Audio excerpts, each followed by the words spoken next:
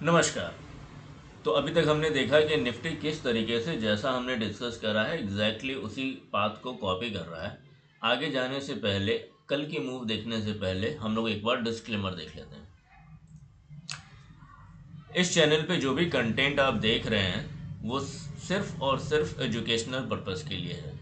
इसमें कोई भी इन्वेस्टमेंट या ट्रेडिंग एडवाइस नहीं दी जा रही है। अगर कोई ट्रेडिंग या इन्वेस्टमेंट आप इस वीडियो या इस चैनल के किसी भी कंटेंट के बेसिस पे करते हैं तो ये आपका अपना रिस्क है। कुछ भी करने से पहले आप अपने फिनेंशियल एडवाइजर से ज़रूर पूछ लें। तो हम लोग आगे चलते हैं।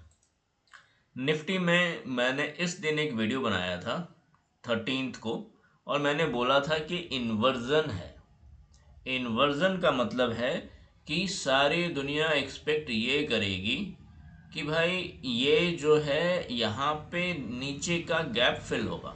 मैं मार्क करके दिखाता हूँ आपको। इन्वर्जन का मतलब ये है कि हमारे जो टाइम कैलकुलेशन है, जो सीक्वेंस से हम लोगों ने टाइम निकाला है, उस टाइम में हमारा पीवट जो नेक्स्ट 19th, जो मैंने आपको लास्ट वीडियो में, नॉट लास्ट, आई मीन कुछ वीडियोस पहले बताया था, उसमें मैंने आपको बताया था कि 19 February 2026 हमारा एक इम्पॉर्टेंट पिवट हो सकता है। अब 19th को यहाँ पे, चूंकि यहाँ पे इन्वर्जन है, नॉर्मली ये हाई लो के सीक्वेंस में हाई के बाद लो लगता है, लेकिन बिकॉज ये इन्वर्जन है इसलिए मार्केट ऊपर जाएगी। हाई लो का सीक्वेंस नहीं होकर यहाँ पे पोलैरिटी चेंज होगी। ये सारे बातें मैंने इन्वर्जन वाली वीडियो में बताई है। कुछ चीज़ें मुझे और भी बतानी है जो आगे वाले वीडियोस में, ऐसी जो मैं एनालिसिस करता रहता हूँ या फिर जो ट्यूटोरियल बनाऊंगा उसमें मैं धीरे धीरे डालता जाऊंगा। तो यहाँ पर बिकॉज ये इन्वर्जन है तो इंस्टेड ऑफ लो एक्सपेक्टेशन है कि यहाँ पे हाई लगेगा। अब हाई लगेगा और हमने ये भी पता है कि वो डेट क्या होगा।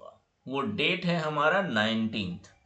अब 19th को अगर हाई लगना है, यानी कि आज 18th है, कल 19th है, तो ये मार्केट कितना जाएगा। एक इम्पॉर्टेंट नंबर है, एक इम्पॉर्टेंट लेवल है 25,844। मैं इसको मोटा मोटी 50 ले लेता हूँ।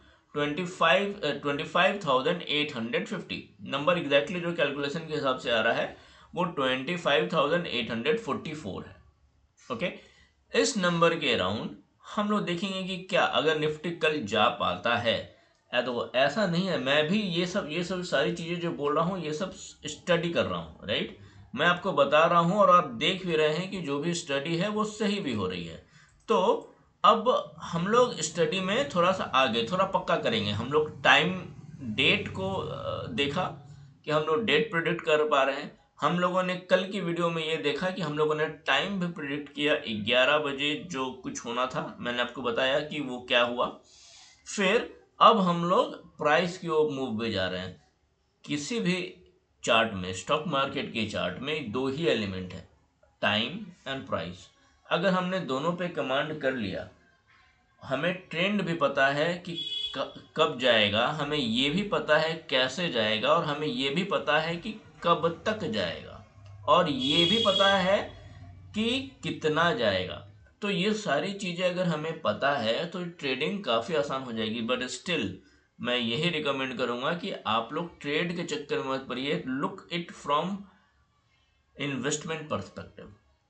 क्योंकि जब सेबी कहता है कि 98% लोग को लॉस होता है, तो आप खुद सोचिए कि आपने ऐसी कौन सी स्टडी कर ली है जिसमें आपको लगता है कि आप वो 2% में आ गए हैं। तो यहाँ पे जो स्टडी कह रही है कि ये एक इम्पॉर्टेंट लेवल है, यहाँ पे हम लोग देखते हैं क्या रिवर्सल आता है नहीं आता है, ये हम लोग को कल पता चल जाएगा।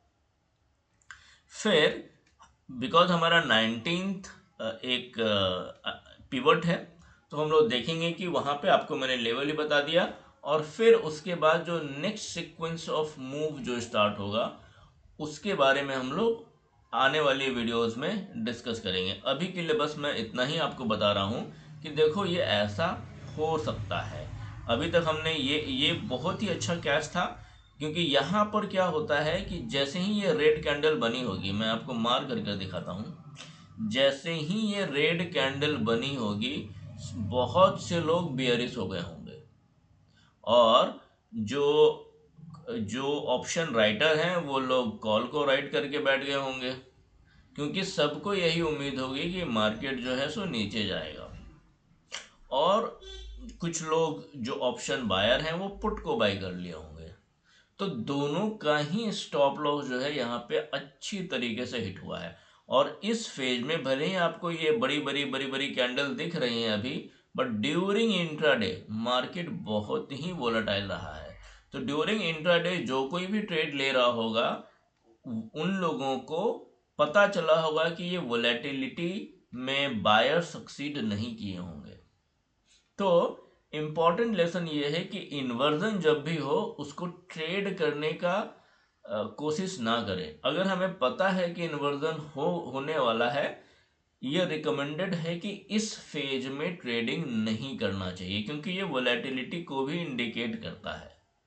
बाकी जब एक बार जब ट्रेंड फिर से री एस्टेब्लिश हो जाता है, रीलिंक हो जाता है, पोलैरिटी फिर से जो पहले थी वैसे हो जाती है, फिर उसमें ट्रेड करना आसान होता है। तो अभी के लिए इस वीडियो में बस इतना ही। हम लोग फिर अगले वीडियो में मिलेंगे। कुछ डाउट हो, कुछ सवाल हो, कमेंट कर सकते हैं आप। धन्यवाद।